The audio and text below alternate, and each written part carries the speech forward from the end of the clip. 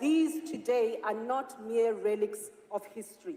They are the campus that we need to navigate this uncertain world. So it is in that spirit that I welcome you to the lecture this afternoon.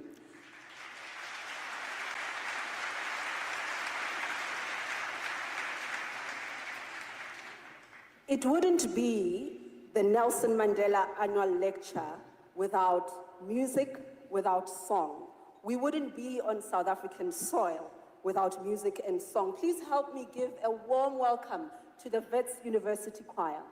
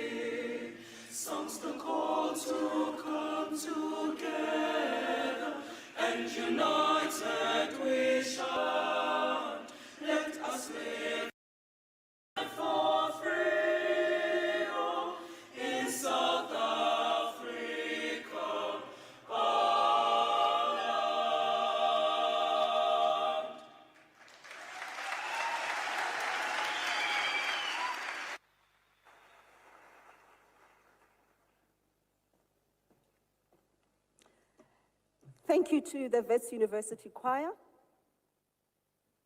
We'll give you a moment.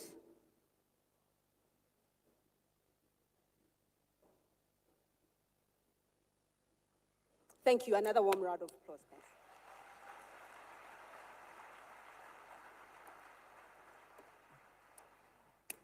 It gives me great pleasure to introduce you and welcome the NMF, Nelson Mandela Foundation Chief Executive Officer, Dr. Mbongiseni Buthelezi.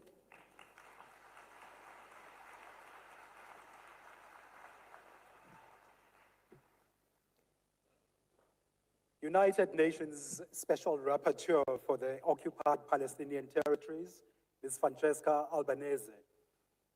Members of the Mandela family here present with us, ministers and deputy ministers of the South African government, premiers, members of provincial executive committees, university vice-chancellors here present, United Nations resident coordinator, Mr. Nelson Mufu, and colleagues from the United Nations, ambassadors and all members of the diplomatic corps, trustees of the Nelson Mandela Foundation, friends and supporters of the foundation, distinguished guests, ladies and gentlemen. On behalf of the Nelson Mandela Foundation, I thank you for attending the 23rd Nelson Mandela Annual Lecture. All 3,500 of you in this room,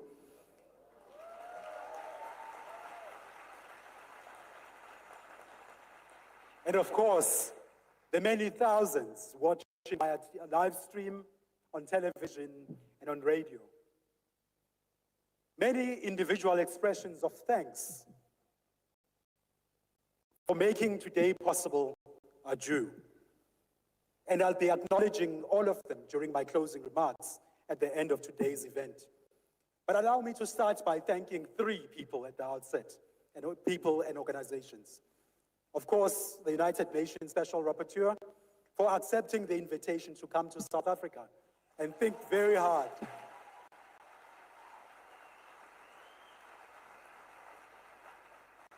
to come to South Africa and think very hard with us about the moment we are in the world, and to dream big, big about liberatory possibilities. Allow me to thank the United Nations team here in South Africa, which has been an ever-willing partner in bringing the UN Special Rapporteur to South Africa for this lecture.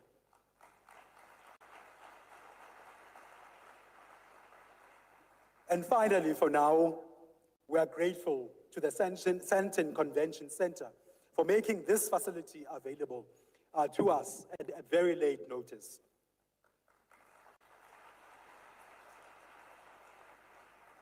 I must just tell you that we were overwhelmed by demand. When we made tickets available, we were going to have this event at Wits University, our partner in this event, and within 37 minutes, all 1,000 tickets had been accounted for. And so we simply had to find a bigger venue.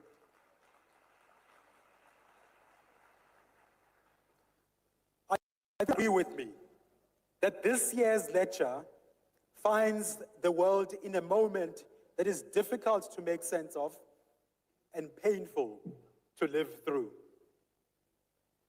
We know that major geopolitical shifts are underway.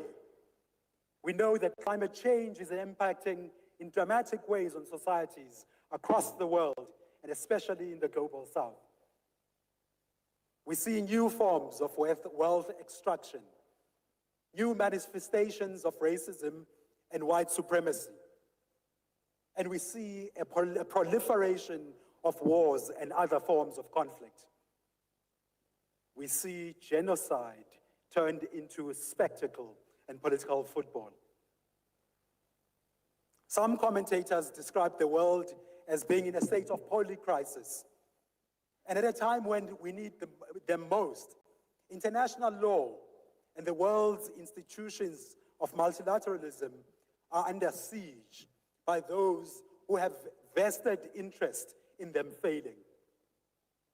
It is in this context that the board of the Nelson Mandela Foundation took a decision to adopt the theme of this year's lecture, Enhancing Peace and Global Cooperation.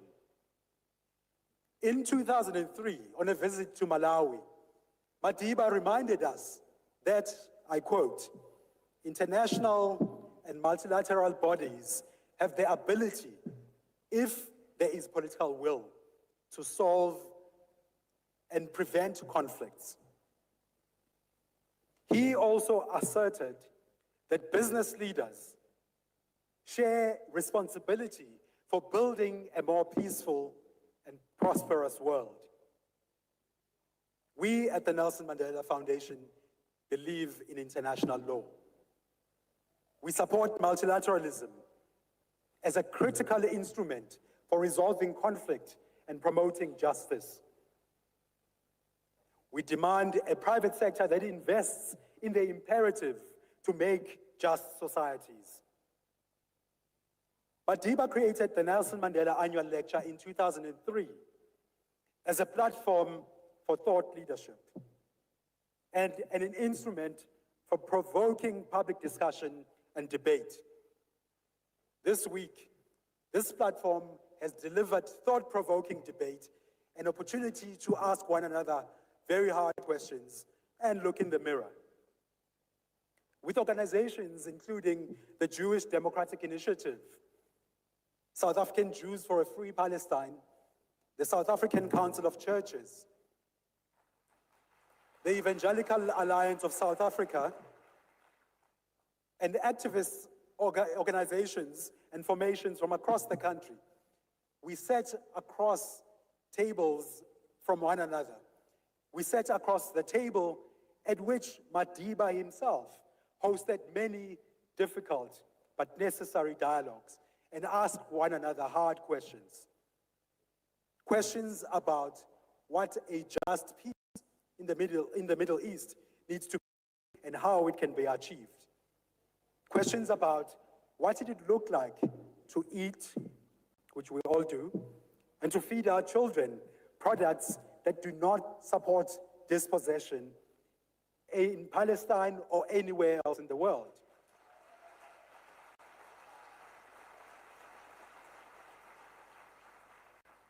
We were also asked hard questions too as organizations, especially those carrying the legacy of Madiba, about our role in fighting injustice in the world today and who we take money from. Predictably,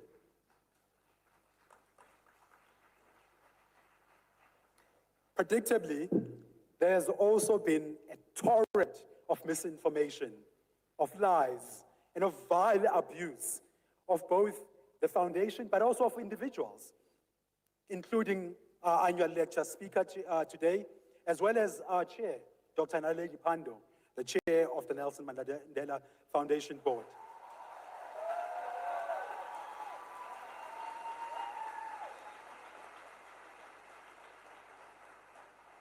Allow me to take a moment to thank the Ahmed Kathrada Foundation, who along with the Andrew and June Mlangeni Foundation and the Sophie and Henry de Bruyn Foundation have stood up to those who are trying to bully us into silence.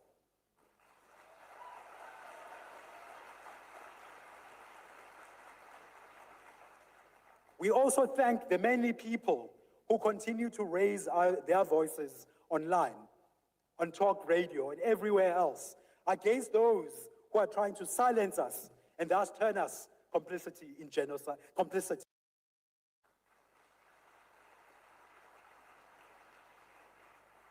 More than ever, we need platforms like this annual lecture as we strive to make sense of the world and identify strategies for effecting meaningful and sustainable change.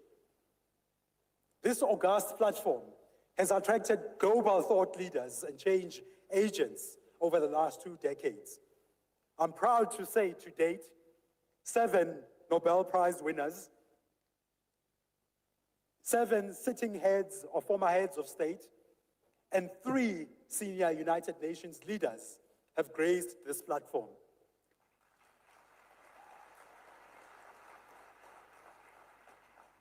Ms. Albanese will be, of course, the 4th senior UN leader to do so today.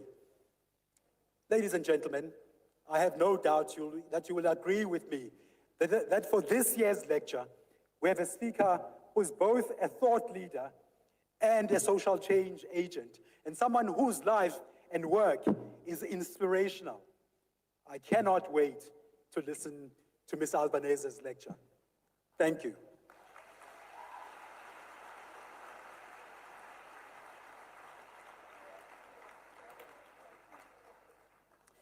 Thank you so much, Dr. Buthelezi.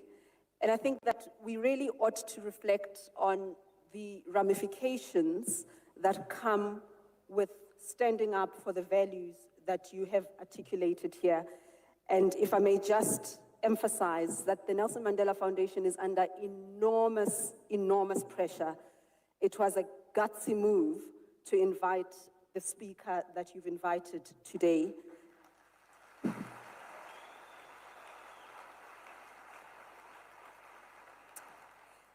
And there are consequences to these actions, as we saw through Madiba's life, and we'll talk more about these consequences in our fireside chat after the lecture. But I was thinking of a word as you were speaking, indifference, that indifference is the enemy at this very fractured time.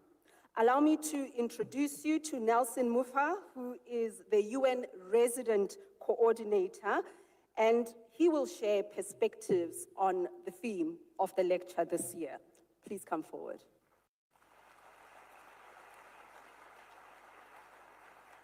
Oh, so you got my SMS about the outfit, right? The color scheme. They didn't adhere to it here. Just a few people, but you and I, we're good, right? Very good. Yeah. Thank you so much to the program director, very coordinated, that is.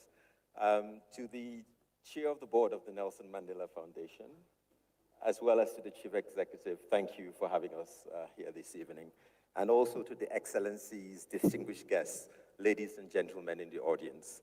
It is truly a profound honor to join you today at the 23rd Nelson Mandela Annual Lecture in celebration of the legacy of an icon whose wisdom, vision of justice, dignity, and human solidarity continues to inspire our world.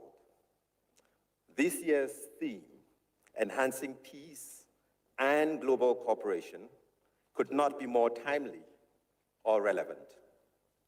As the world marks the 80th anniversary of the United Nations, we are called together to renew the very principles that gave birth to the UN in 1945.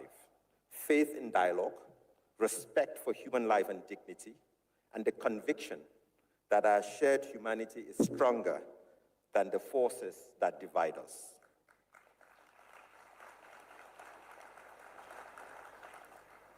In his recent address to the General Assembly, the United Nations Secretary General Antonio Guterres urged world leaders to choose cooperation over fragmentation and reclaim the ethical foundations of multilateralism, reminding us that peace requires dignity, justice, and inclusion for all. He also called on the international community to put people before geopolitics and to see in each crisis not an excuse for despair, but a call to rebuild trust and advance solidarity. And the need for such renewal is evident in every corner of the world, from the devastation in Gaza and Sudan to the climate emergency, rising inequality, and the growing divides within and between societies. It is why we must redouble our efforts for peace, grounded in international law and compassion for every human being.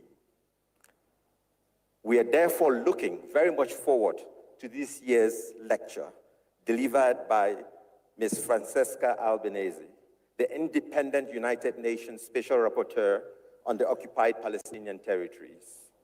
Her presence here today is both timely and deeply symbolic as we reflect on the enduring humane legacy of Nelson Mandela and the humane values that continue to guide the United Nations.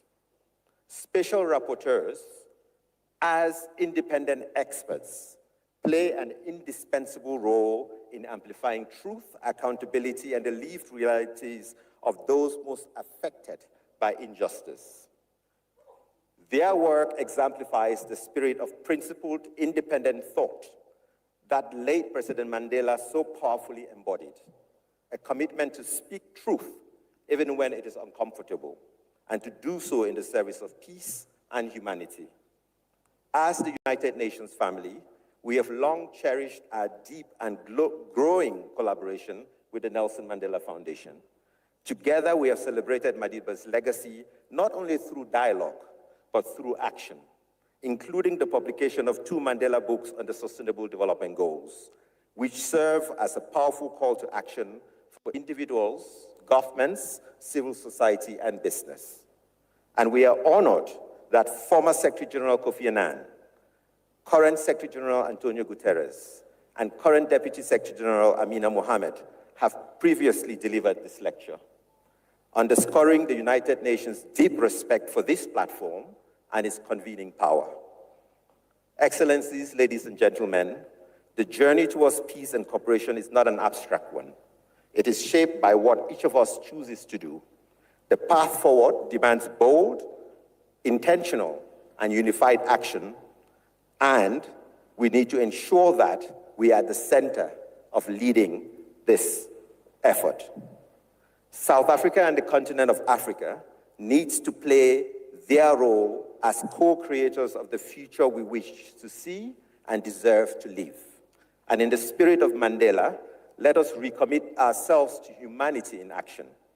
We must invest in peace, uphold the rights of the vulnerable, mobilize collaboration across borders, and ensure that our global system is equitable and serves everyone, not just a few. Let us remember, peace is not inevitable. It is essential. It is a choice we make every day. And justice is not passive, it is pursued. So let this lecture and this gathering be a clarion call for shared responsibility, courageous leadership, and unwavering dedication to building a world worthy of Mandela's hope and our collective future. A future we must walk together with courage, compassion, and conviction. I thank you.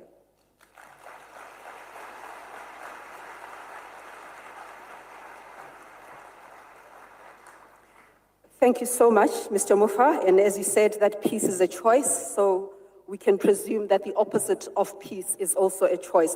It's actually quite exasperating when you look at the theme of the 23rd lecture, enhancing peace and global cooperation, that there's anyone in the world who would be intimidated and unhappy about those kind of themes. It's actually quite ridiculous, to be honest. But in sending off the United Nations, I think I do want to say that UNRWA, the United Nations agency that works in Palestine, the United Nations has seen the highest casualties in this crisis, in this genocide in Gaza, but they continue to be on the ground. And I also think it's important to mention that just the ICJ affirmed the legitimacy of UNRWA as a credible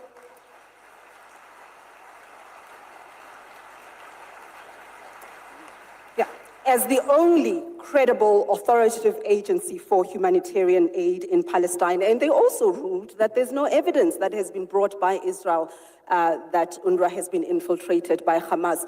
Go argue with the wall. It's the ICJ that said so. I'm just repeating it to you. It is a pleasure right now to introduce you to the chairperson of the Nelson Mandela Foundation, a leader whom we still call minister, but she's not a minister anymore, Dr. Naledi Pandor.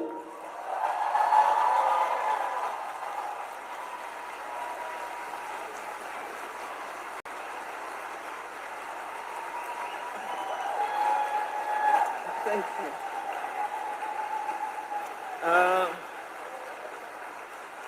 Thank you very much. It's very kind of you.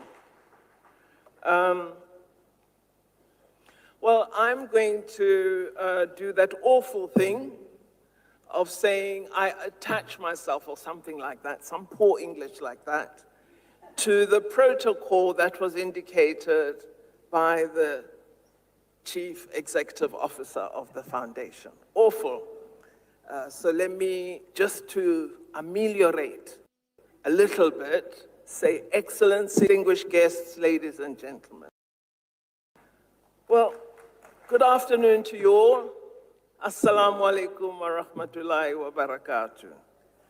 I would not be true to myself if I did not begin by saying I wish to express my sincere thanks to all those who stepped in when it seemed that we could not afford to host the lecture, because those who normally support us became fearful of being in support of justice and freedom.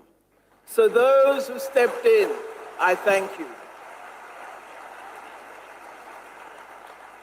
So, ladies and gentlemen, distinguished guests, and all who are following today's event, wherever you are in the world, receive my greetings from the Nelson Mandela Foundation's Board of Trustees.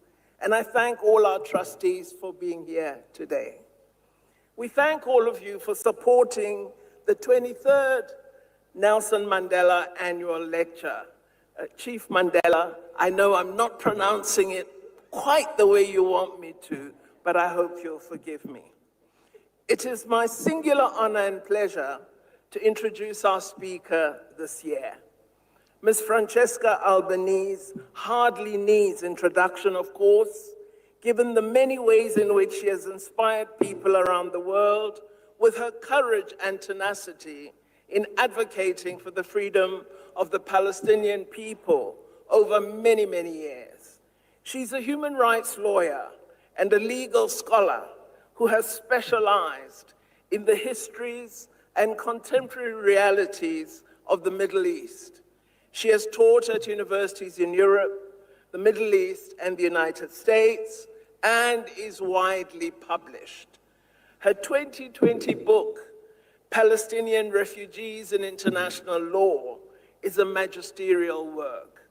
Ms. Albanese has a long association with the United Nations going back to 2003. She worked in the Office of the High Commissioner for Human Rights and in the Relief and Works Agency for Palestine refugees. In 2022, she was appointed the UN Special Rapporteur on Palestine. Special rapporteurs have the mandate of monitoring, promoting, and raising awareness on a particular human rights matter all around the world, as well as facilitating a global discussion on their focus area, which is what we're doing today, and ultimately seeking out action to address that human rights issue. The role is a demanding duty for one individual, and even if there were a group of experts, it still would be difficult. Special rapporteurs are not UN employees and are not remunerated by the United Nations. They are experts in their field, independent of the Office of the High Commissioner for Human Rights or any other mechanism or government entity. The Office of the High Commission for Human Rights provides administrative and logistical support. So you will see from this that it is a difficult and often thankless task. Our Board of Trustees believed her to be uniquely positioned to speak to the theme of this year's lecture, enhancing peace and global cooperation. Now, while of course many of us are interested and focused is the troubling situation of the lack of self-determination for the people of Palestine. But our added concern is peace and global cooperation for the entire humanity, and we must never forget that. Over many years,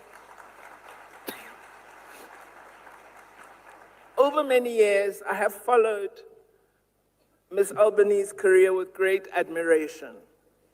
We had occasion at one time to speak on the telephone, and I'm sure she regretted allowing me to have her number because it allowed me to twist her arm and persuade her to come to our country. She executes her task with commitment and a conscience.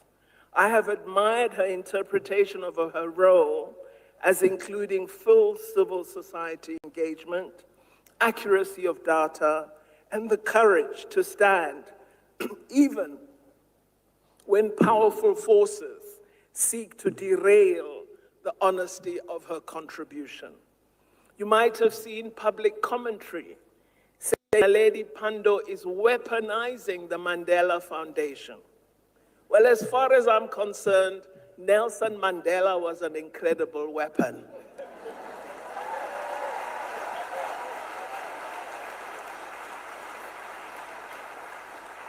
I am sure that this afternoon, I speak for all of us when I say that we are looking forward to Francesca Albanese's lecture with a great sense of anticipation.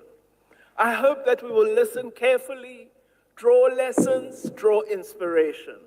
So without any further delay, allow me to most enthusiastically invite her to present the 23rd Annual Nelson Mandela Lecture. I warmly welcome you, Francesca, to this platform.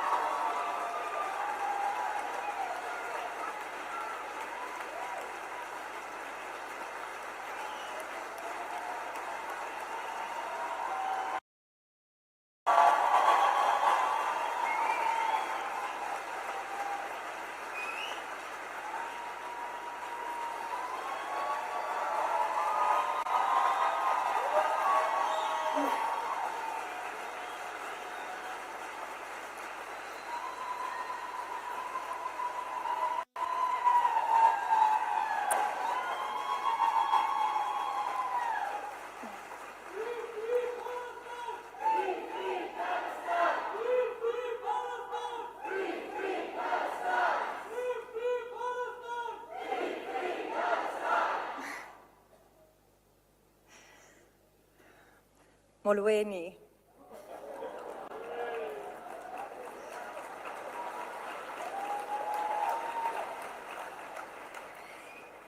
Sanbona.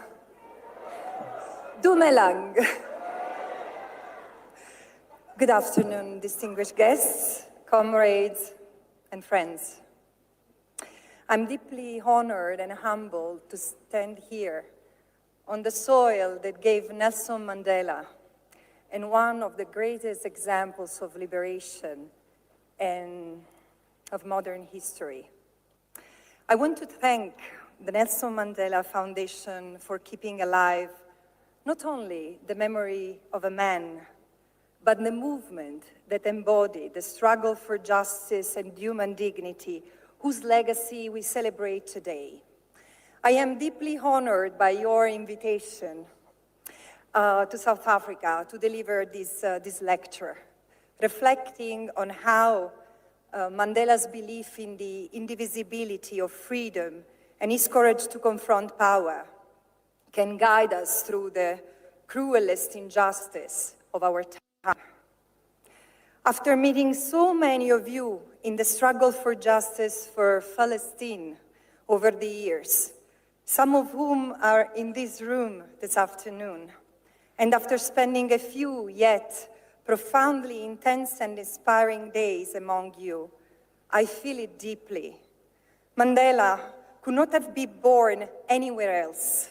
He was fully, truly, beautifully South African.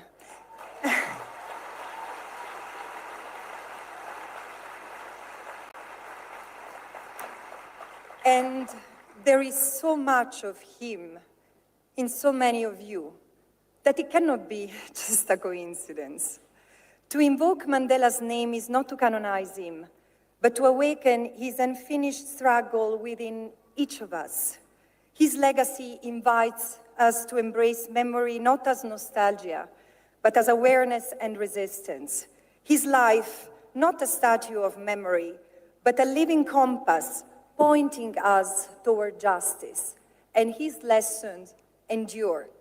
The struggle for freedom is never the burden of one person alone, let alone a people alone.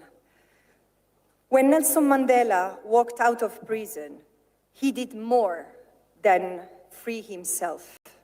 He and his comrades rewrote the grammar of power, turning domination into dignity, marking a decisive and historic step in the decolonization of this continent.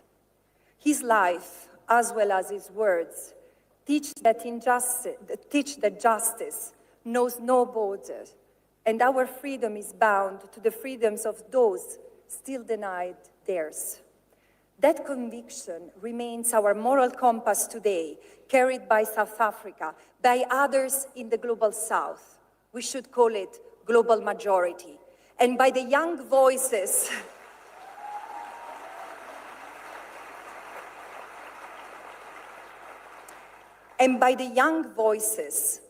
rising from America to Europe and other parts of the global North, let's call it the global minority, demanding a freer world. So let's start. In this moment, as the world witnesses the ongoing attempt to erase an entire people in Palestine, from the fleeting ceasefire in shattered Gaza to the accelerated colonization of the West Bank, history is pressing upon us. And standing on this sacred soil, at the roots of Mother Africa, a continent so rich, so nurturing, despite centuries of violence inflicted upon it, it feels deeply symbolic. South Africa and Palestine share deep historic ties forged in the fires of resistance to colonial rule and the quest for liberation. The indomitable spirit of the South African people who overcame centuries of European colonialism, dismantling the criminal system of apartheid, continues to resonate far beyond these shores, inspiring all to believe in the possibility of justice. This reminds us that the Palestinian people too, with the solidarity of those who stand beside them, can one day break the chains of oppression. And in this time of utter diplomatic hypocrisy, political cowardice and self-interest, the words of Nelson Mandela resonate louder than ever. In 1997, he said, "Having achieved our own freedom, we can fall into the trap of washing our hands of difficulties that others face. We would be less than human if we did so." And this moment calls on all of us not to wash our hands of the hell into which Israel has plunged Palestine. 2 years after the beginning of the genocide, and despite the ceasefire, the situation in the occupied Palestinian territory remains nothing short of apocalyptic. And I use this term deliberately. Gaza is a wasteland of rubble, refuse, and human remains where survivors cling to life and disease, deprivation, and the relentless weight of violence unseen anywhere this century. Over 240,000 killed or injured, surely many more, say the expert, and the numbers rise daily. Entire neighborhoods obliterated, families returning to ruins only to uncover bodies of their loved ones beneath the rubble, city blocks lying in dust. Clean water is scarce, food nearly non-existent, medicine and electricity critically short. Prisoners tortured and raped, bodies mangled, desecrated, and left in the street. Homes and memories destroyed, intimate lives violated, populations forcibly displaced times and times again across a territory rendered uninhabitable, with nowhere to flee and nothing to return to. Excruciating suffering is widespread, systematic, and by design. And even during the fragile ceasefire, it continues. Over 100 Palestinians have been killed since Israel committed to ceasefire on October 10. For 2 years, Israel has waged a war on a civilian population while Palestinians have no army, no tanks, and no security forces that can protect them. And while in Gaza, it had the excuse of wanting to eradicate Hamas, this does not explain the escalation of violence and acceleration of ethnic cleansing in the West Bank and East Jerusalem. There, over the past 2 years, Palestinians have experienced the largest wave of ethnic cleansing since 1967. More than 40,000 have been driven from their homes, made homeless in the little that remain of their homeland. Over 1,000 killed, 200 children, 10,000 injured, 10,000 detained, many as young as 14, simply to have joined peaceful demonstrations or having been in the wrong place at the wrong time. Armed settlers protected by soldiers roaming with impunity, burning homes, destroying olive trees, attacking families who have farmed for generations. During the olive harvest, once a season of sustenance and joy, farmers now face assault and arson. Their trees uprooted, their soil once. What was once life has become resistance. The century-long slow colonization of Palestine has accelerated into a vicious campaign of destruction where the erasure of the indigenous people is the end goal. Euphemism like conflict or clashes conceal the stark reality of horror that continues unchecked. Instead, this is a textbook case of genocide. Genocide the intentional destruction of a group as such is rarely a single act. It unfolds piece by piece, decade by decade, crime after crime. And the ongoing genocide in Palestine, visible in the totality of Israeli crimes against the totality of Palestinians across the totality of the lands slated for annexation, has been meticulously prepared over decades and enabled by long-standing violations, impunity, and international complicity. Genocide, it seems, is the dormant gene of an apartheid regime rooted in settler colonialism. But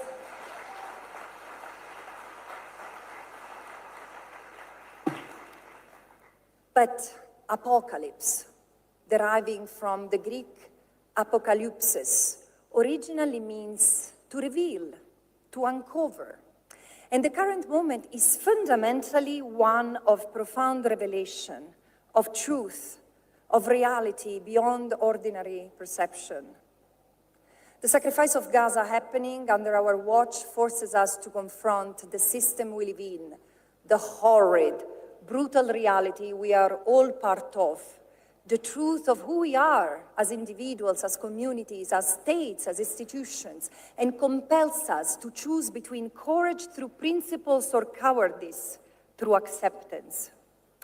And these are some of the lessons of this revelation. First, the genocide in Palestine has pierced the veil of Maya, showing the underlying geopolitical calculation of the world's most powerful nations. As I came to realize, studying the maps of Greater Israel, stretching from the Nile to the Euphrates, a vision that many Israeli leaders shamelessly brandish in international fora, the occupation of Palestine must be understood as part of a broader project of domination. This is not merely about physical borders of historical Palestine. It is a systematic assertion of permanent supremacy that knows no border. One people controlling land, resources, and the very existence of another or others, often without needing full physical presence or formal annexation. Palestinians are brutalized, dispossessed, and yet they resist. The defiance is why they remain the thorn in the side, not only of an occupying power, but of a wider system where Israel acts together with and often as a proxy of the United States, destabilizing the region to weaken societies and making them easier to dominate.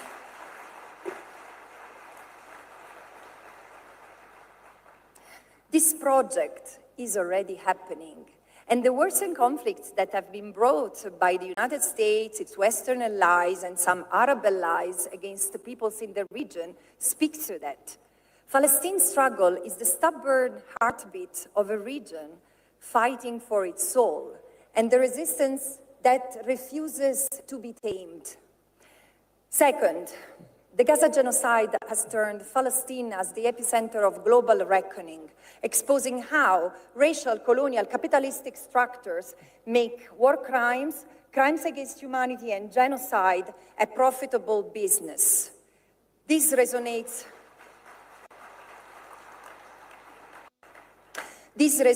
with the experience of colonized populations worldwide for centuries. For generations, Palestinians have been turned into a testing ground for weapons and surveillance techniques, providing boundless supply and demand, little oversight, and zero accountability. Too many influential corporate entities have profited freely. And this explains how, while Palestinians have been killed and maimed in the thousands every fortnight for the past 2 years, Tel Aviv Stock Exchange kept soaring, growing of 213% and amassing $226 billion in market gains only in the first 18 months of the genocide. And companies have turned over near record profits by equipping Israel with cutting-edge weaponry that has obliterated virtually the defenseless population in Gaza. The companies continue to provide dual-use infrastructure that enables mass targeting and mass killing. The machinery of global construction giants is razing Gaza to the ground. Major international banks have underwritten and purchased Israeli treasury bonds, financing the devastation, even as deficit grew and credit ratings fell. This is no ordinary occupation sustained by exploitation. This is a long-standing economy of occupation which has turned genocidal. And third, the meaning of what this genocide means for all of us, for our collective understanding of politics, of solidarity, of humanity. Today we know Gaza, we see Gaza. Hospitals bombed, parents gathering the limbs of their children, journalists and medics torn apart. This horror is visible to us in real time, on our phones, all day long, if we dare to look. But this is also bringing social and political awakening everywhere. It is shaping the conscience, especially of the new generations. Not long ago, my sister in arms from South Africa, Dr. Tlaleng Mofokeng, the United Nations Special Rapporteur, Ciao Tlaleng. The United Nations Special Rapporteur on the right to health told me, the wounds inflicted on the innocent ripple through every nation's soul. She was reflecting on the children from Gaza with me, but from her own experience of a child of apartheid South Africa. And this is true for every young soul beyond Gaza. For the youngest in this hyper-connected world, this genocide is not history, but memory in the making. Those in Europe will not have the distance that my generation had reading about the Holocaust and excuse of ignorance, as some did during the Rwanda genocide or the genocide in Bosnia. Or, as we, in the West, have done, cocooning ourselves into collective amnesia vis-à-vis our history of 500 years of colonial crimes. The Palestinian struggle has not only exposed the suffering of the Palestinians since the creation of the State of Israel and the complicity of our political systems. Today, the world knows the meaning of Nakba, as it has never done, and it will not forget it. And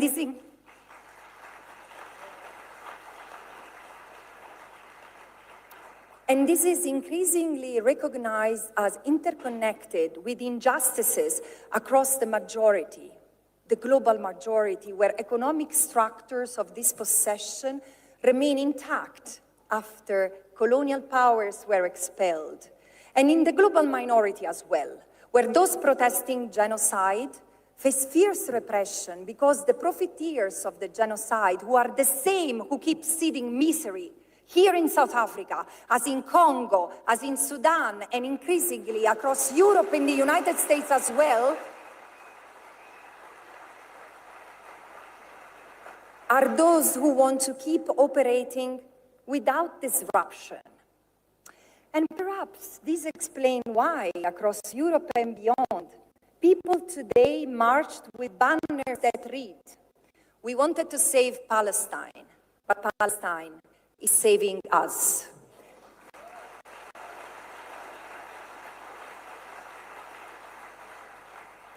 Because we cannot bring the clock back. Palestine has awakened us. And now, with all this knowledge and awareness, the question is simple but urgent. How we do? And we seem suspended between the abyss and hope when the old world dying and the new struggling to breathe. I do not know how we will end this, but of something I'm sure.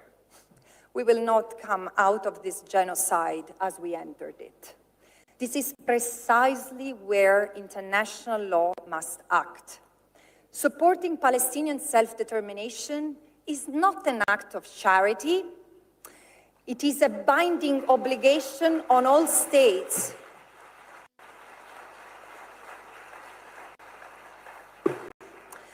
The International Court of Justice has affirmed that Israel's occupation is illegal, a violation amounting to racial segregation and apartheid that must end. Troops must be withdrawn, colonies dismantled, resources given back, and concrete reparations offered, and the right to return of the refugees must be realized.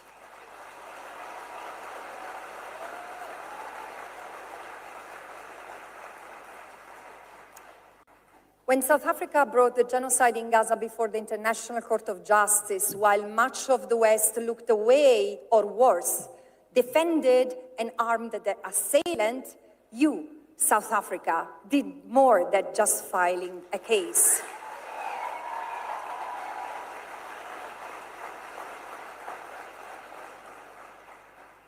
You opened the door for other countries to act. Above all, this is the first settler colonial genocide ever brought before an international court, a moment of historic resonance, echoing not only through Palestine, but through every land where indigenous people have barely survived their own genocides.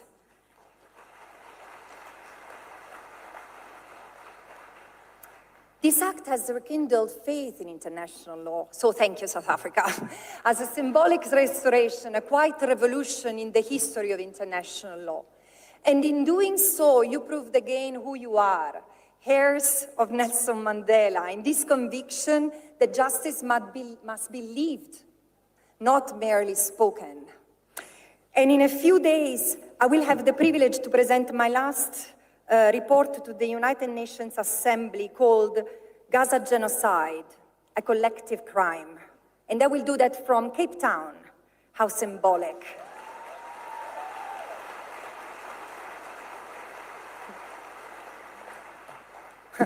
Well, the US has banned me, and with it, my analysis and recommendations, I'm in this country. The country that once again stands at the cusp of what can be the beginning of a new multilateralism, challenging once more colonial and imperial power structures. But you know, as history teaches us, law on paper is never enough. Law is only as strong as the will of states to enforce it, and enforcing it today requires principled choices and courage. And what if states fail to act? What if South Africa and others do not do what they are obliged to do?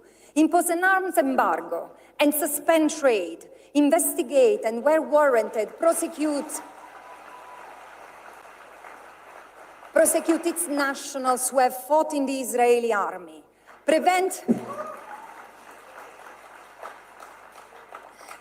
businesses from operating in Israel, and stop pro-genocide forces in this country from dehumanizing Palestinians and harassing anyone who stands in solidarity with them.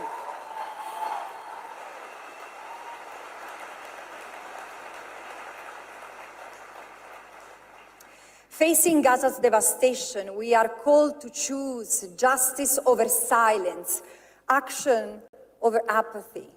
And each of us must also act, the hard part. Make ethical choices as consumers, teachers, students, civil servants, now more than ever called to be more civil than servants. Stop buying products that sustain the illegal occupation and genocide.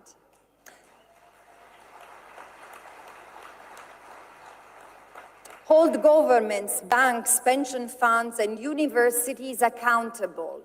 Boycott Israeli products and those linked to Israeli crimes, as the BDS movement asks us.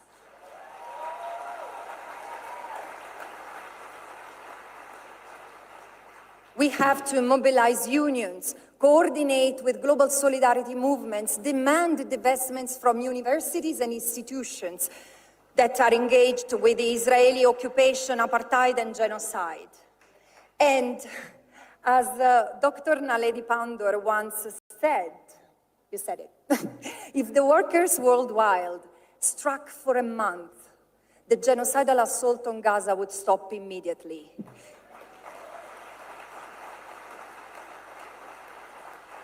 It is not too late.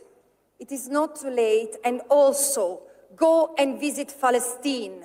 While Gaza is still under full blockade, so much can only be learned and understood of occupation by witnessing the daily struggles Palestinians face in the West Bank, East Jerusalem, and in what remains of historical Palestine, as well as the beauty that permeates that land.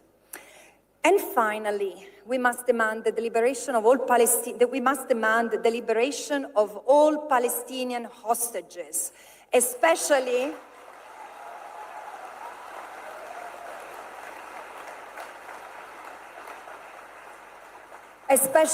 Marwan Barghouti.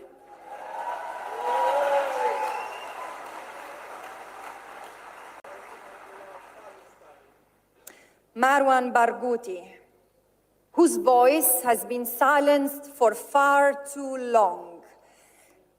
And in a world where powerful states and corporations seem to perpetuate and advance greed-driven interests at our expense, we who do not hold unlimited wealth, we who do not hold weapons or control algorithms, we can still find new ways forward. I think that South Africa's legacy shows us that no system of oppression can endure forever. And against all odds, the people united can truly challenge and change the course of history.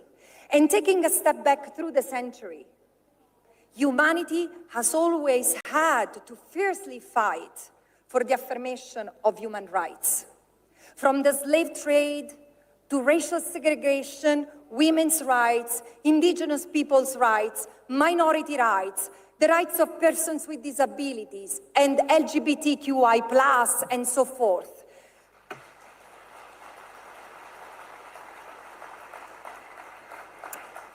Together, with the enduring battle against apartheid, colonialism, and illegal occupation, we must stand together. None of this struggle is a finished business. We do not have the luxury to give up. True change and transformation demand courage and yes, sacrifice. But it's through this sacrifice and it's through steadfastness that humanity is reminded of its shared responsibility and its capacity for renewal. These days, while visiting the archives of the Nelson Mandela Foundation, I held in my hands a poignant script in which Nelson Mandela wrote that across centuries, men and women have come and gone. Some have left absolutely not trace. Others are going to be remembered for the evil they caused, and others for what they tried to do in the name of justice. Today, these words echo from South Africa to Italy, from Palestine to Sudan, from Australia to the United States, the states built on lands taken through centuries of genocide.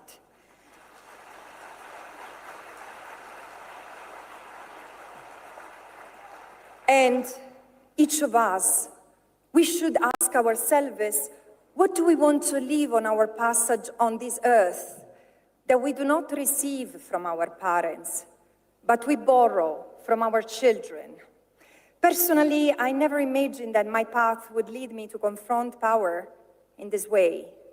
I was born in a small mountain town in southern Italy, and a place that seems ordinary, yet whose lessons were extraordinary.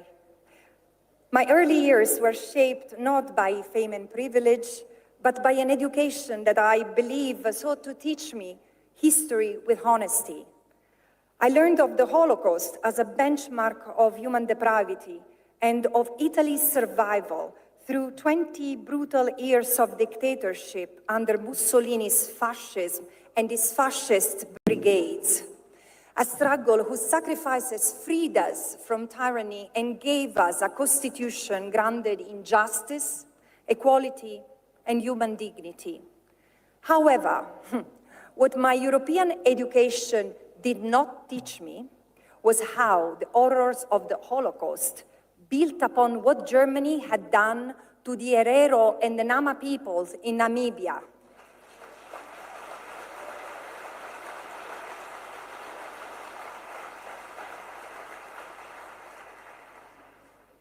They did not teach me how the dehumanization of the Jews is the same, how the dehumanization the Jews were subjected to is the same the colonized societies had to endure for decades, if not centuries.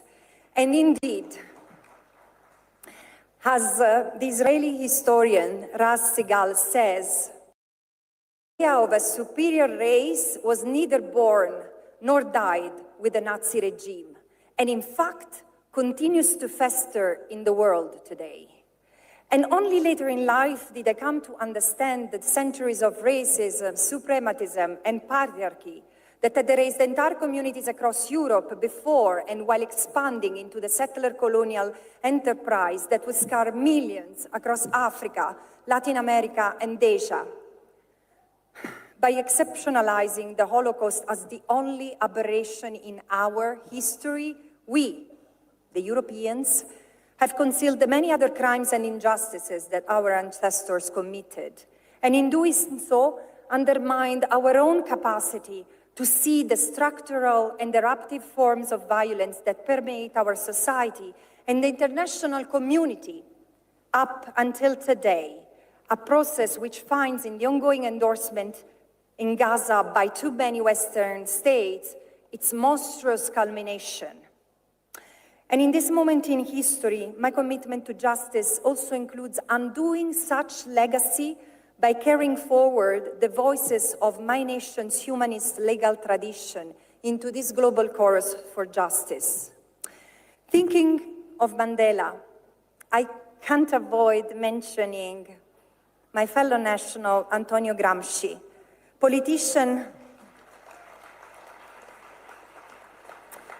politician and philosopher who was arrested by the fascist regime in 1926, leading to his death a decade later.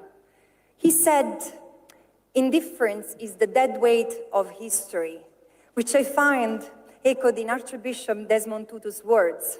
If you are neutral in situations of injustice, you have chosen the side of the oppressor.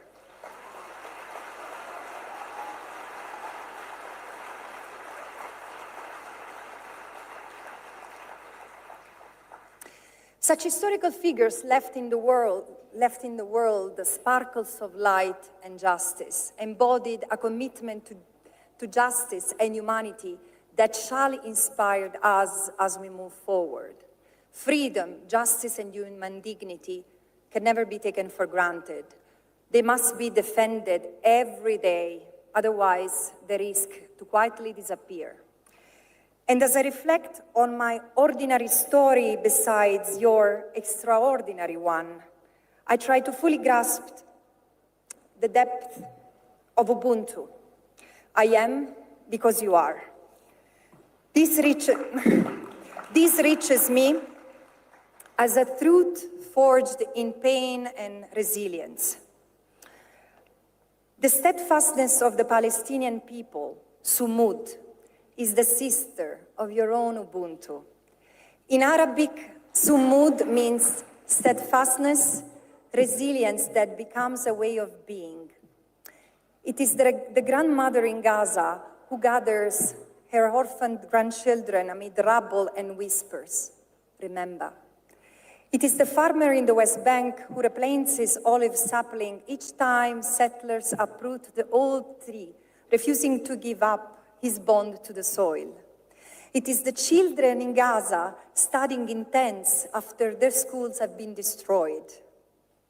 Sumud is resilient with grace, defiance with dignity, the quiet, unyielding courage to keep living, hoping, and loving amid the hardest adversity. Sumud, like Ubuntu, is not merely a word. It is the moral DNA of survival, a profound expression of faith in our shared interdependence, a powerful antidote to the isolation and fear that conflictuality sows at every level and in every domain. Together, they define an ethics of coexistence and perhaps what Nelson Mandela envisioned, a world in which empathy becomes the language of politics, and politics is rooted in justice, as the recognition of our shared humanity. They remind us that no one is truly free until we are all free, and that our dignity is inseparable from the dignity of others. And both teach us that we are bound together in each other's suffering and hope. And as I move to the conclusion, if there is one thing that I would like you to take from this lecture is this: whether recognized or not by those in power, the Palestinian struggle for freedom stands at the heart of the movement toward a truly decolonized world order.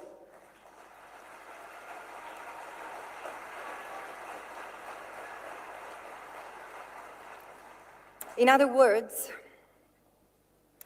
a world in which international law is applied universally and the crimes of colonialism for which Mandela and his comrades spent 27 years in prison, as hundreds of thousands of Palestinians have in theirs, are finally accounted for. Otherwise, it will be remembered as the greatest moral failure of our time. And that is why, no matter the repression we face, Palestine will increasingly stand at the center of all struggle for justice worldwide. Therefore, as we reflect on peace and cooperation, let's appreciate these. Opposing the bombing or so-called ceasefire is not peace. In this atrocity that some has the audacity to call peace, the Israeli army maintains controls over more than half of Gaza, continuing to kill everywhere, and everywhere it can, and rapaciously steal land and resources across the West Bank, continuing to hold and torment thousands of Palestinian hostages. The self-determination of the Palestinian people appears still as far as it has ever been. And this is why the pressure must continue if the Palestinians are to achieve the same justice that everyone deserves. Millions of ordinary people are crying out for moral clarity and principled leadership, for end of complicity in my beautiful country and in yours, South Africa. They long for a vision that places human life above conquest, dignity above convenience, community above self-interest. They demand an international order rooted in our shared humanity.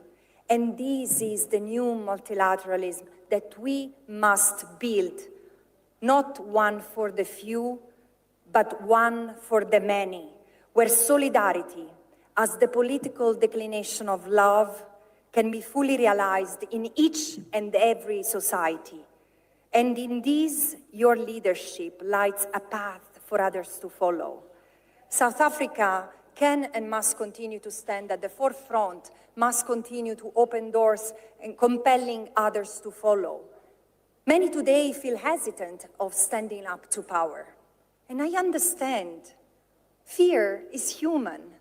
But as someone who comes from a place that has been plagued by the mafia, where the logic of intimidation could smear, torment, and even kill those who stand for justice, I tell you from my heart, it's not the blow that defeats us.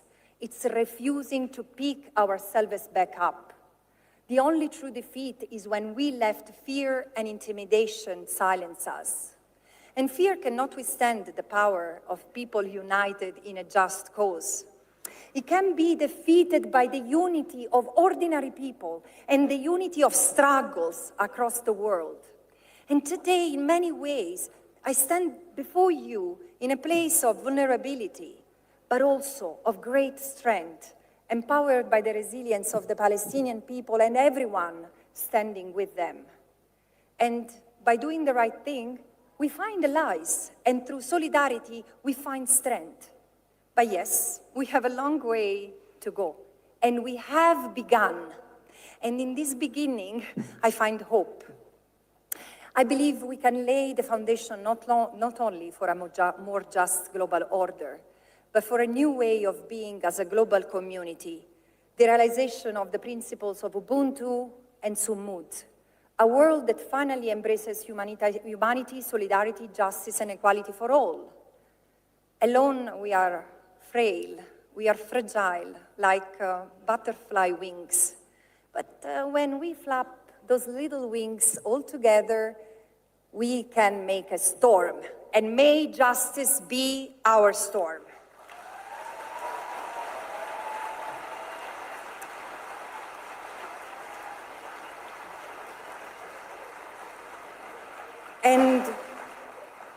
And before I leave you, let me use your soil to send a message to the Palestinian people. Whatever happens, Palestine will have written this tumultuous chapter of history, not as a footnote in the chronicles of the would-be conquerors, but as the newest verse in a centuries-long saga of people who have raised against injustice, against colonialism, and today, more than ever, against liberal tyrannies. Thank you, and così sia bonga, and grazie. Shukran.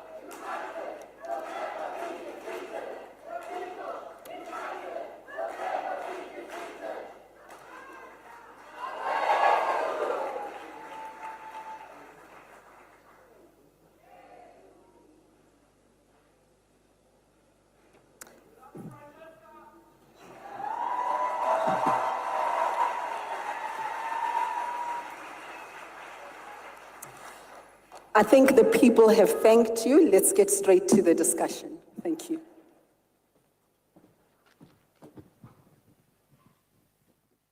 May I ask you to just make sure that your microphone is on? I just want to be sure that those are on. Yes? Great.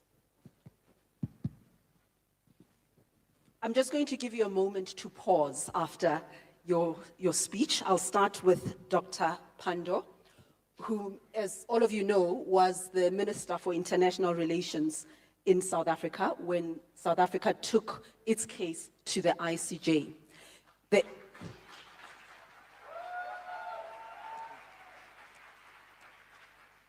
So there have been many detractors who've said South Africa must just withdraw that case or South Africa will be punished. In fact, the ambassador designate for the United States, who was interviewed in the House yesterday or 2 days ago, also said that this would be a priority for him to get South Africa to drop its case. Here's the reality. The case is a trial. It can't be dropped. There are about 14 other nations who have joined, and others have expressed an intention to join. But other detractors have said, you've got enough problems in South Africa. Why go here? Fix your own problems in South Africa. Why did South Africa go there?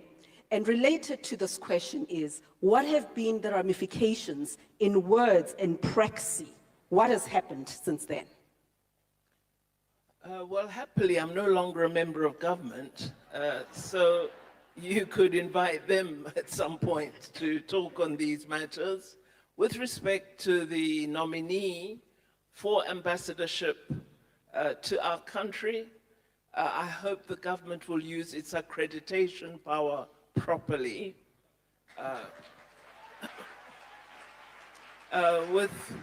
With respect to why we went to the ICJ, our country believes very firmly that international law is important.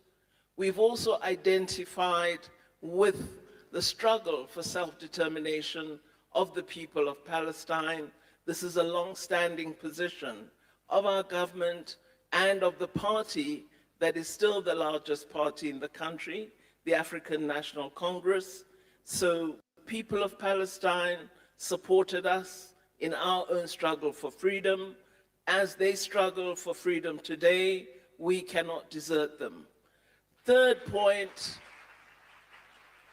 South Africa has rooted human rights and international solidarity in its constitution, particularly in its Bill of Rights and in the chapter dealing with international relations. Thus, it is important in executing practical action that gives concrete meaning to those particular clauses, that when there is harm being done to any person in the world, we should be ready to stand up. The war on the people of Palestine has been one of the most egregious acts of the past decade. There have been many Nakbas, many actions against Palestinian people. But the genocide we've seen since October 2023 is worse than any other conflict that we've seen in recent years. And we felt that government and the people of South Africa could not be silent in the face of such an onslaught. Ms. Albanese, you said that no system of oppression can endure forever. Looking beyond the devastation that we are seeing every single day, politically, legally, and morally, what must happen for Gaza to begin a process of true self-determination, not a ceasefire that gets signed today and we wake up tomorrow to more bombs and more destruction? What needs to happen politically, legally, and morally for Gaza to begin this process of recovery and self-determination? And I guess where I'm going with this is that how can we move so that the international community can go beyond just managing this crisis, but rather end the occupation that fuels this crisis? Well, I think that the answer is in your question, because, you know, I'm puzzled by how in this horrible moment, member states seem lost, looking for solutions. But the solution is already there. It's in the simple and honest application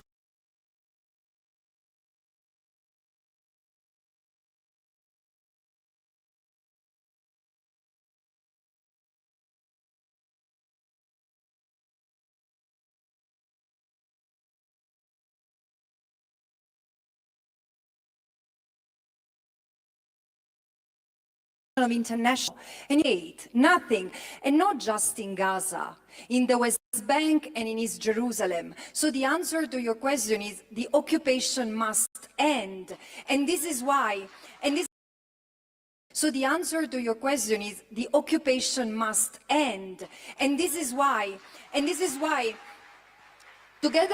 Together with other independent experts of the United Nations and with the human rights community around the world, we have been not only very skeptical, but concerned and in shock at seeing so many countries applauding that disgrace that they call the peace deal.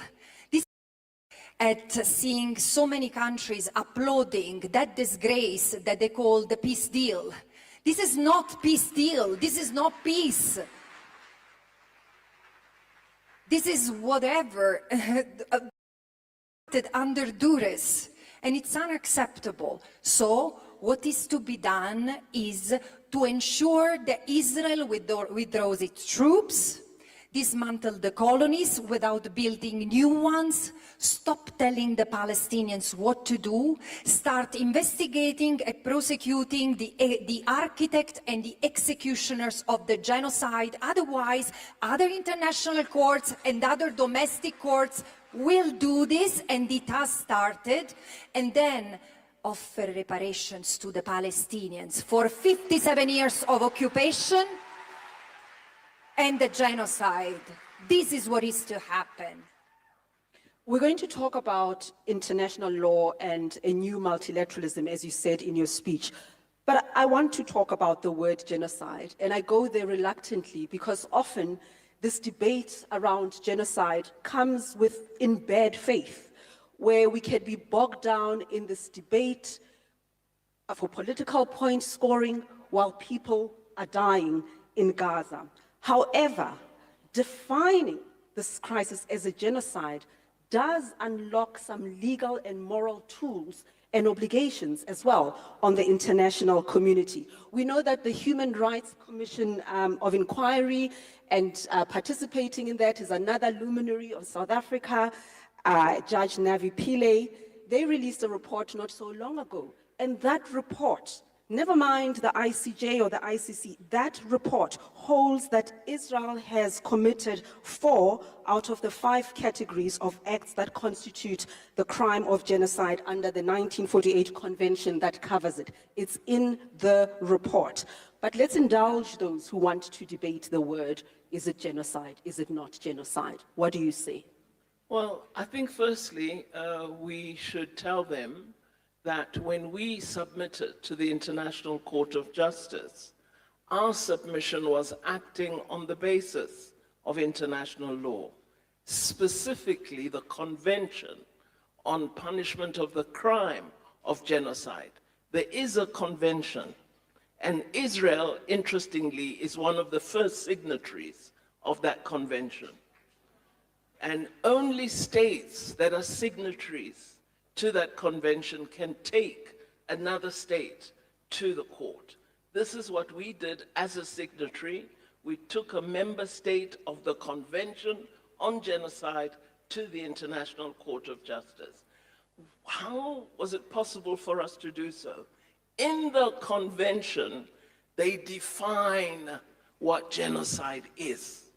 And in our assessment of all available evidence, we alleged that genocide was underway. There was denial of food for living, denial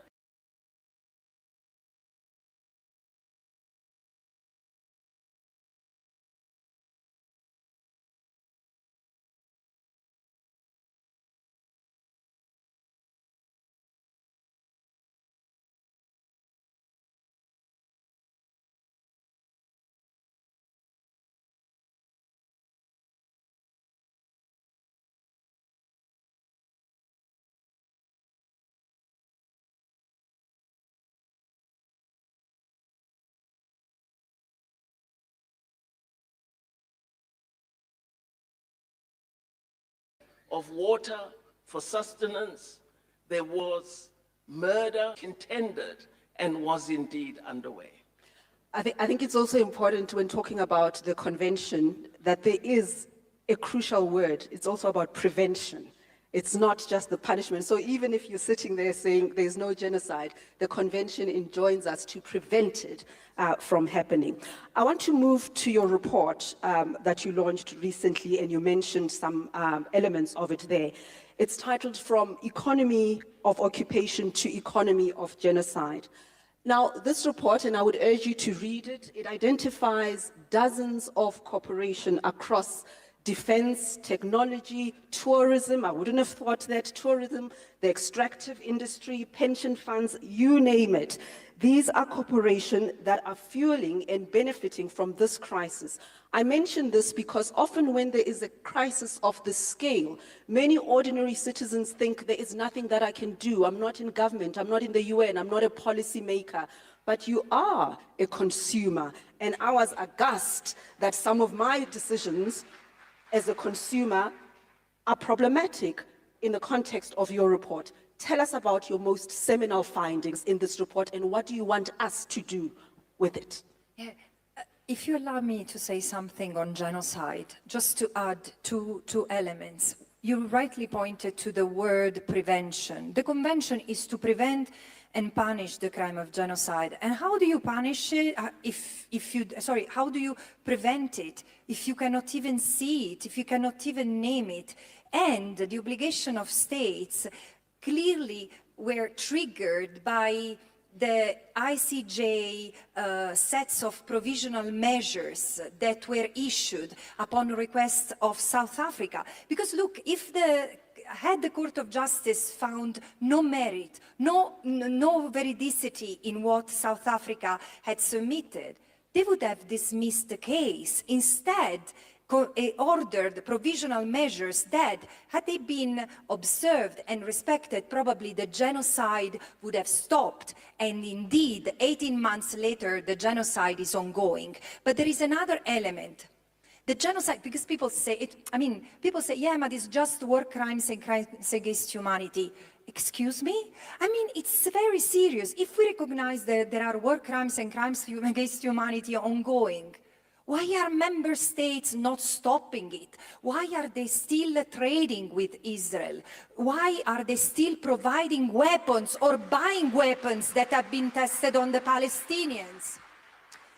And here is the answer. Here is the answer to the question regarding my other report, the one that I submitted in July, that is to be read in conjunction with the last report, which talks about the complicity of states, because states have continued to trade weapons, continue to buy surveillance tools that once again have been experimented, tested on the body and soul of the Palestinian people.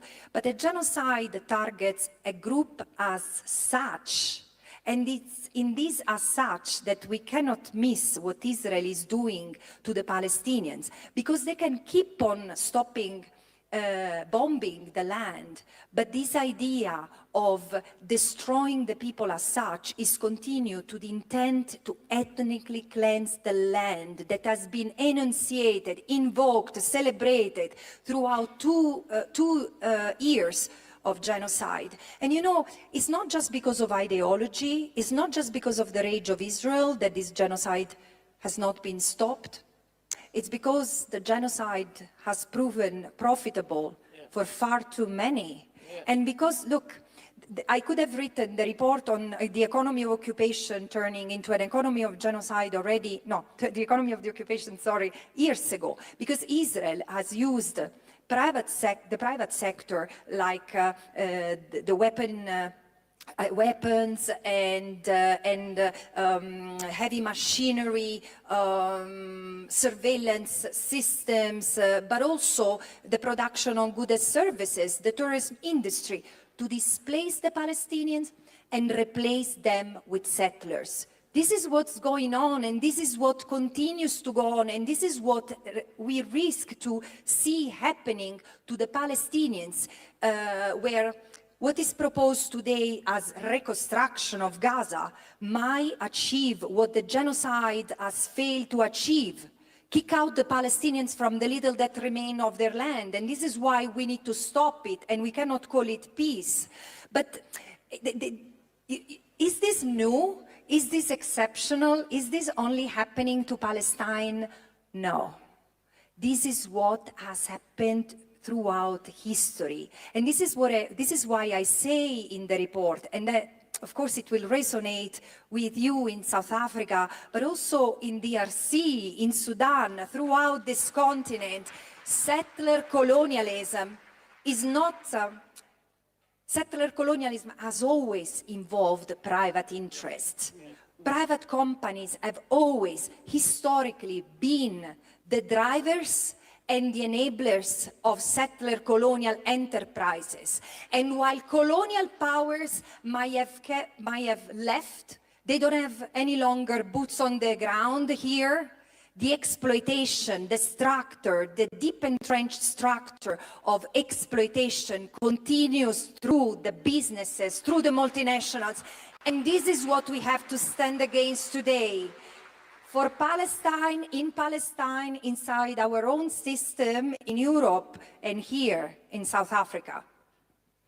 I want to ask, before we go into multilateralism, I do want you to share the South African perspective on this, the need to build ethical business practices. We know the history of South Africa. The riches built on the back of black laborers, the mining industry. It is not just in South Africa, in Zambia as well. It is happening. You mentioned the DRC and the UAE in Sudan, owning the country's wealth that comes also with environmental degradation, displacement, you name it. What can you share with the world about South Africa's experience here and the need to imagine and create new economic pathways that do not repeat historical injustices? Well, on economic transformation and broad benefit, we have failed dismally as South Africa. You heard that, right? So this is a reality which is very painful, but I think that part of the reason lies in the fact that those who own the means of wealth were and are not ready to share it with those who were dispossessed. And this is a problem. Often when we express displeasure at this lack of progress, we express the displeasure toward the government and not toward the rapacious private sector. We need to turn closer attention to the private sector and the lack of responsiveness to the demands for economic transformation. This is something we're not doing, and I think much more attention should be given to it. So out of the South African experience, I think those who will become free, because I believe Palestinians will achieve freedom, those who will become free must learn from our experiences and the errors that we committed on achieving freedom, and identify the gaps and ensure that they address them and don't allow themselves to become the tool of the wealthy. Develop a system where there's greater sharing of economic opportunity. Okay, let's get to the theme then of the international system of multilateralism and international law altogether. International law, I'll start with you, Ms. Albanese. International laws were designed to prevent these mass atrocities, these genocides, economic oppression. But we're living in a world where we have seen that international law has become optional. The powerful and those who wrote some of the rules can decide whether to adhere to them or not. Some benefit from oppressing those who don't have the same economic and military might. You have called Gaza the shame of our time. And there is another quote that is attributed to you. If you didn't say it, I apologize in advance, that Gaza is a graveside for international law. Is international law dead? I don't think I said that. Okay. I think it's the Secretary General of the United Nations, and with all due respect, I beg to disagree as of yet. Because, first of all, I think that the post-World War II multilateral order was somewhat the birthchild of grief and regret. International law was already functioning, and it has evolved at that turning point in history. But let's be honest, it's not that the multilateral system that was created 80 years ago was exactly complying with it and delivering on its promises, because that order was consisting of about 50 states, while two-thirds of those who constitute the General Assembly today were still under colonial yoke. So what I think is that justice is an unfinished business. Justice is a promise that is to be delivered daily. And if I take a step back, and if for a moment I manage to not to think of the genocide, I think that we are doing slightly better, because today, as I was saying before in my lecture, we have the perception that this must be, has already perished in Gaza. As this is where the United Nations has failed terribly, miserably. As this is where the United Nations has failed terribly, miserably in Gaza, politically, diplomatically, and from a humanitarian point of view. But never before I've heard so many people in the streets using international law, referring to the International Court of Justice, demanding justice. And look, the revolution, though quiet, has already started, because as we speak, students are forcing their universities to divest from Israel. Pension funds around the world are divesting from Israel. And lawyers, God bless the lawyers. Lawyers worldwide are bringing their governments, corporations, and even Israeli soldiers, nationals or not, before courts. So this is, we need to win this. We need to keep on pressing, keep on pressuring, because as I said, we will never get out of this genocide with the same pretense of innocence that we had when we entered it. And we have the opportunity to make it better. So let's hope to deliver to the promise of equality and universality of human rights and dignity that was, in fact, put on paper in the Universal Declaration of Human Rights at the end of the Second World War. Okay.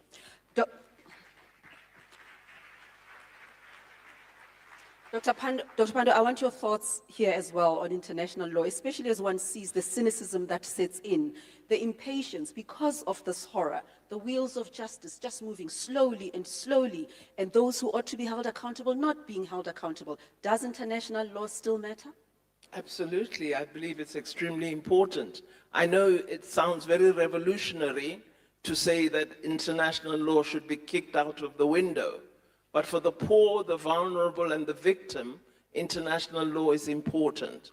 And let us not fail to acknowledge that the protections of the treaties and conventions drafted post-Second World War have helped us to avoid a world war for 80 years. So let's not be too quick to throw the baby out with the bathwater. I do believe there is urgent need for reform of the United Nations, particularly the Security Council. Its original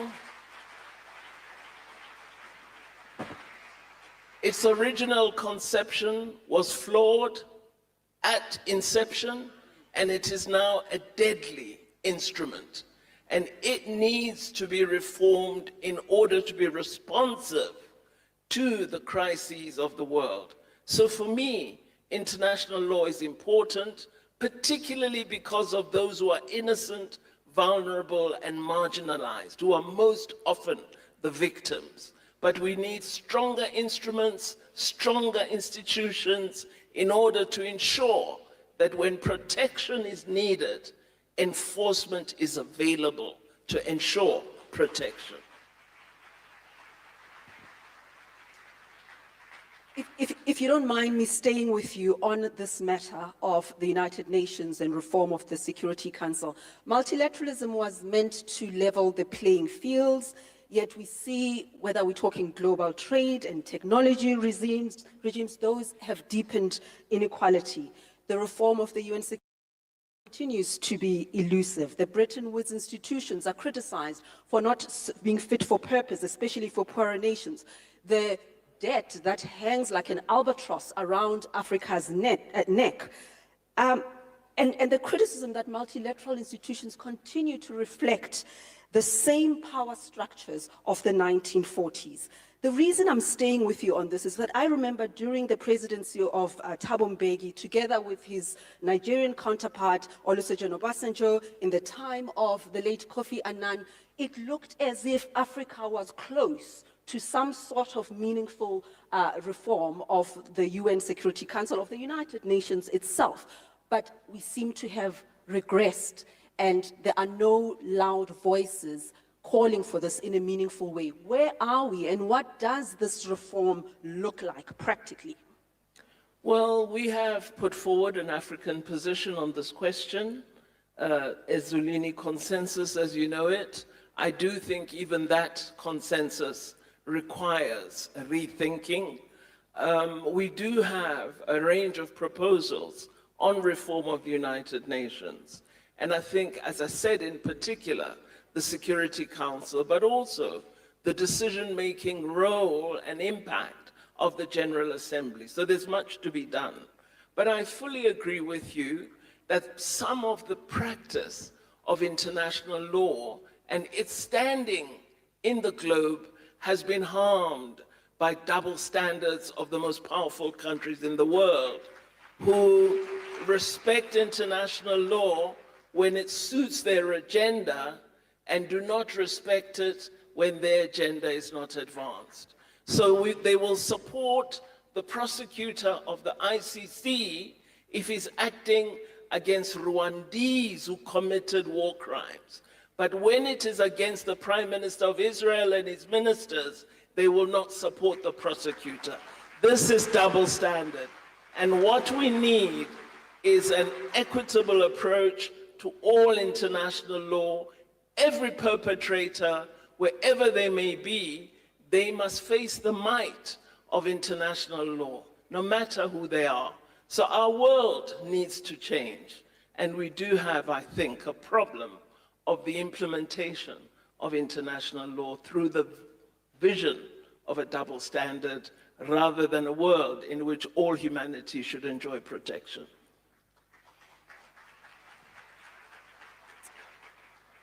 So we are creatures of hope. We must have hope even at these times. Ms. Albanese, you've Well, been... I think for me, yes, hope is necessary, but more than hope, we must have activism. We are too complacent. We don't have a clear, focused set of campaigns.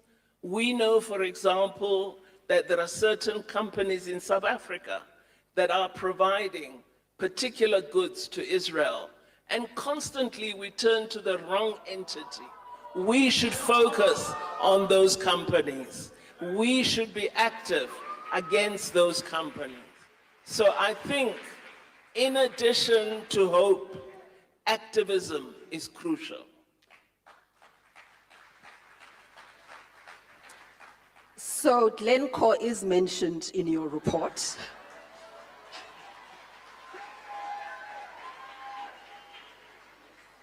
It's in the report. I didn't write it. I guess where I was going with the hope question was that you were unequivocal with the United Nations and where it has failed.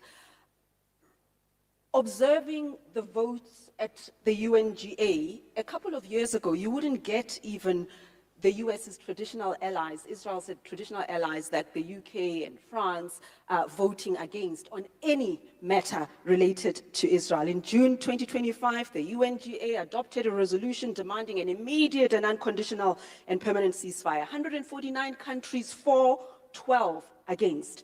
September 2025, just last month, the UNRWA endorsed the New York Declaration. Again, it outlines tangible steps towards a two-state solution. 142 in favor, 10 abstained, 10 voted against. Those are the numbers. But here, even at the UNRWA,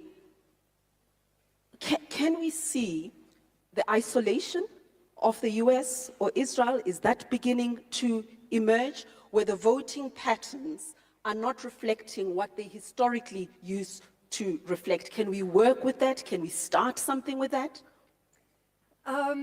Look, first of all, had you asked me the question about hope, my answer would have been the same. Hope is a discipline. It doesn't mean sitting waiting for the train to arrive. It's about being the train.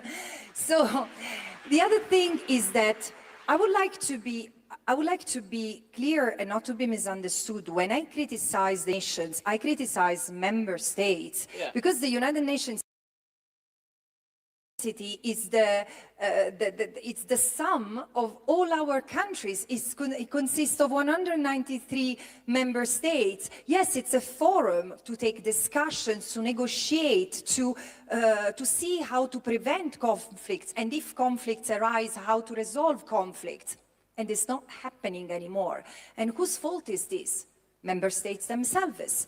So it's true what you say, that before there was a more honest, let's say, and principled voting pattern. Now, even African states who have naturally been close to the quest for liberation of Palestine and the struggle for self-determination of the Palestinian people, you start seeing them voting against or abstaining.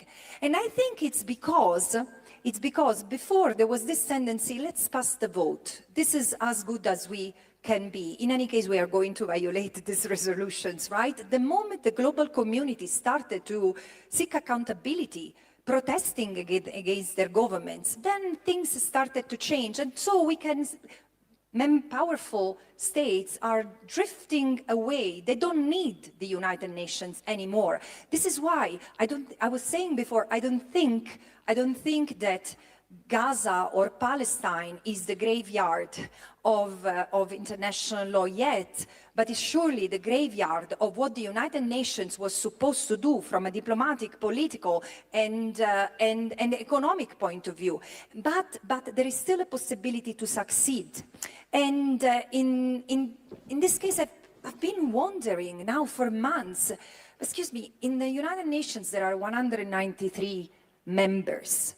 If 191 member states who have nothing to do, who shouldn't have anything to do with this business of genocide, unlawful occupation, and apartheid, where Israel is not alone, is Israel and the United States has always been like that, can they detach themselves from this union? Well, the fact is that it's not happening, and the answer tells us where the problem lies, is that member states, governments are not free. Yeah. There is still the influence of multinationals and private interests that controls governments.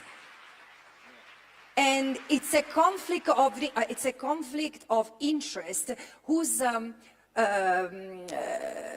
weight is eventually sustained, whose price is eventually paid by us, all of us, in the global majority, us in the global minority. And this is why when I say Palestine is a revealer today of who we are, both in terms of misery, but in terms of opportunities, this is what the influential, the very powerful member states that want to continue, or the powers that want to continue to keep this unequal multilateral order, start freaking out. And in fact, this is why I believe I've been sanctioned by the United States.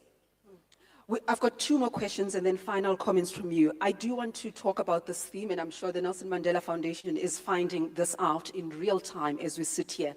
That intersection of technology, power, and information warfare. Just allow me to give a few case studies. After the UN General Assembly, a lot of presidents were involved in some bilateral relations and meeting businesses, private sector, but Mr. Netanyahu openly described social media as a weapon. He met with some influencers while other presidents were doing what I just described. He openly described social media as a weapon and pointed to text as, I quote, the most important purchase going on right now. He said we need to own these platforms. Elon Musk owns X on that platform. We see the algorithm has changed. There's very little fact-checking, and hate and outrage are rewarded. Planter Technologies, you know about it, similar. It provides powerful data tools to state and corporation, tools for surveillance, profiling, and narrative influence. This is important. This is important because the social media space, the information space, has also become a tool of foreign policy. I wonder what your thoughts are on that, and then I'll come to you, Dr. Pandor. In the context of Palestine, I should have added that, but. Yeah, it's about Palestine, but Palestine is what has allowed us, or what is allowing us to connect the dots. And awareness, knowledge is power. If people understand what's happening, it's the end of the Truman Show. And this is why,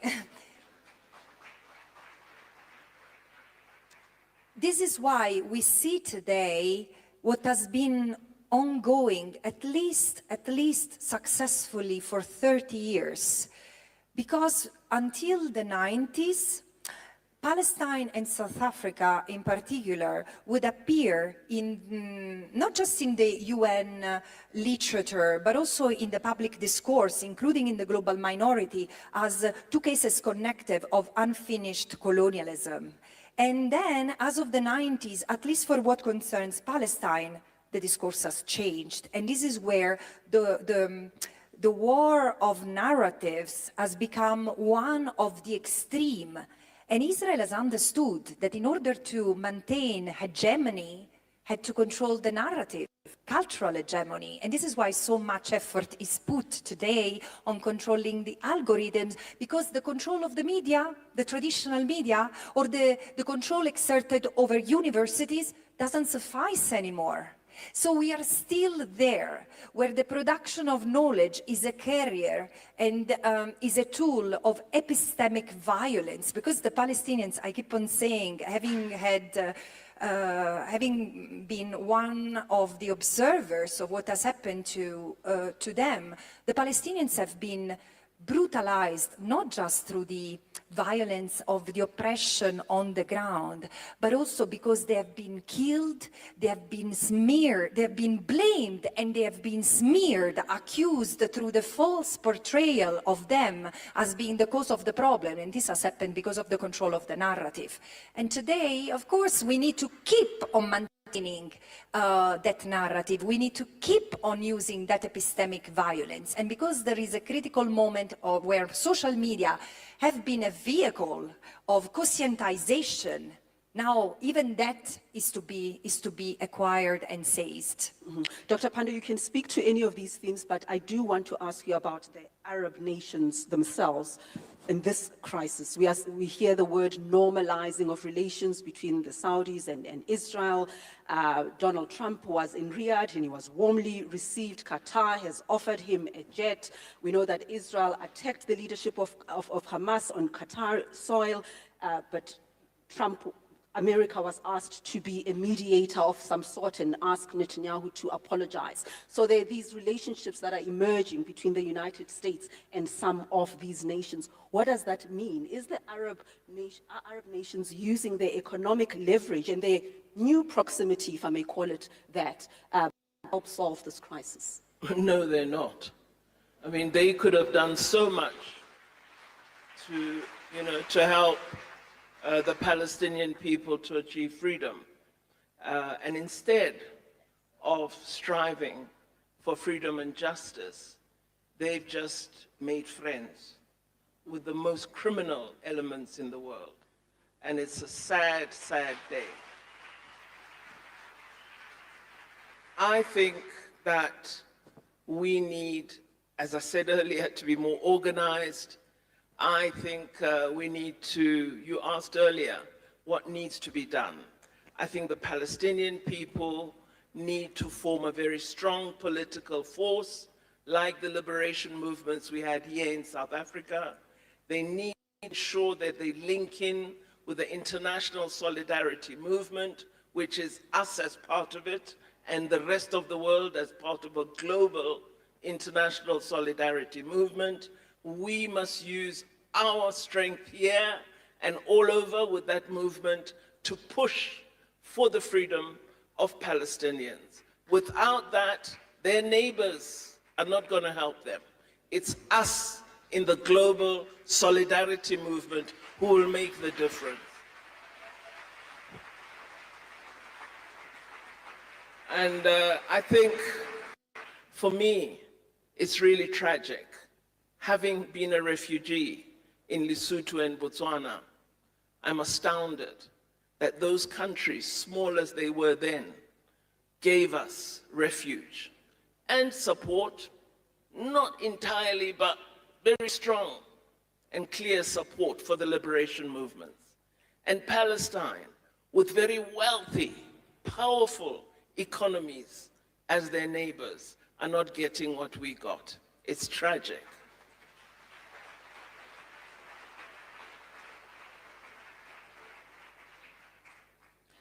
Final thoughts from you, Ms. Albanese.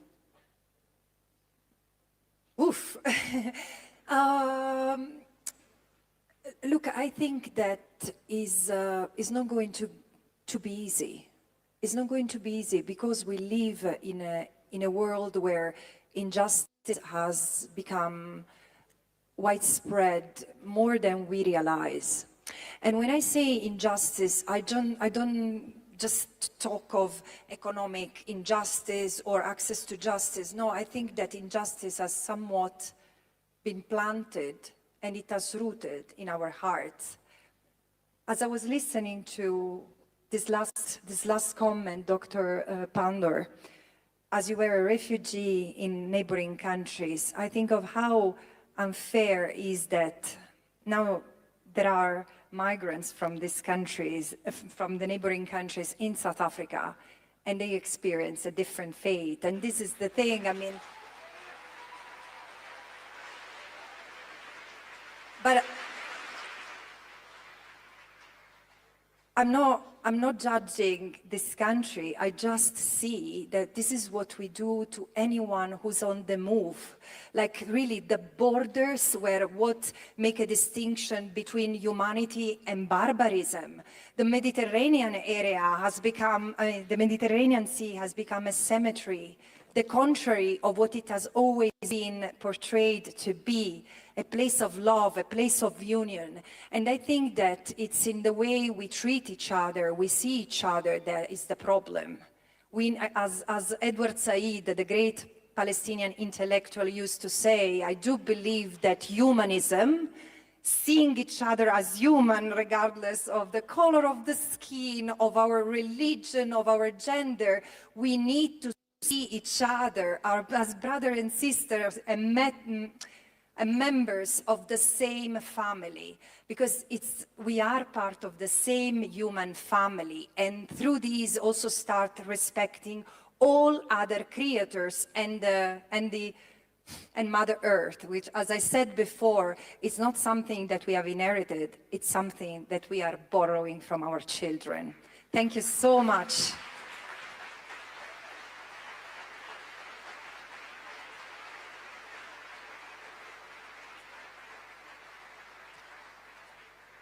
That brings us to the end of our conversation. You've been a wonderful audience. Thank you very much. But I will call Dr. Buthelezi to give a vote of thanks, and we're going to have a uniquely South African sound in just a few minutes. I'd like you to stick around for that. Dr. Buthelezi?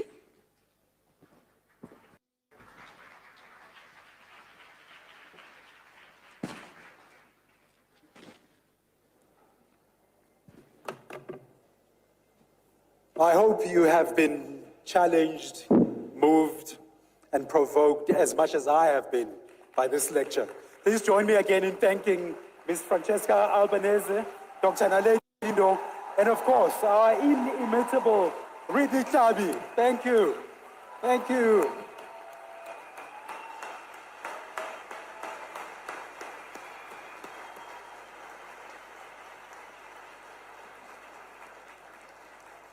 Thank you. Allow me just 2 more minutes to thank some of the people who have made today possible, made the last week possible. Thank you to the United Nations Country Office, the University of the Witwatersrand, Vision Tactical, B&B Media, Gift of the Givers,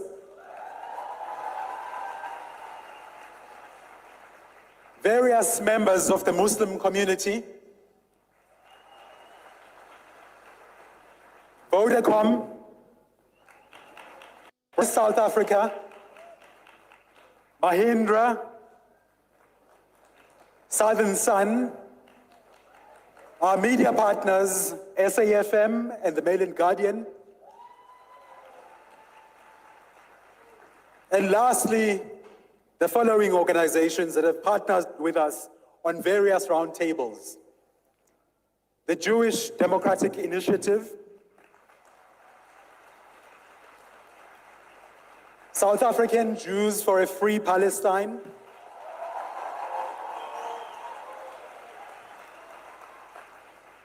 the South African Council of Churches, the Evangelical Alliance of South Africa, Salam Media, the Department of International Relations and Cooperation, Boycott, Divest and Sanctions, BDS, South Africa.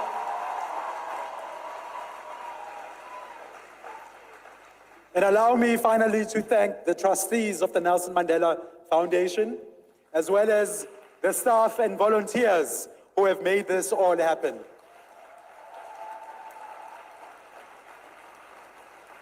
And finally, the South African sound that Reddy talked about. Let me invite back on stage Ami Faku. Thank you very much for being here, ladies and gentlemen. And good afternoon.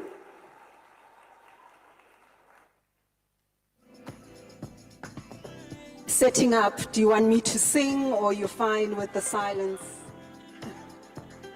Thank you.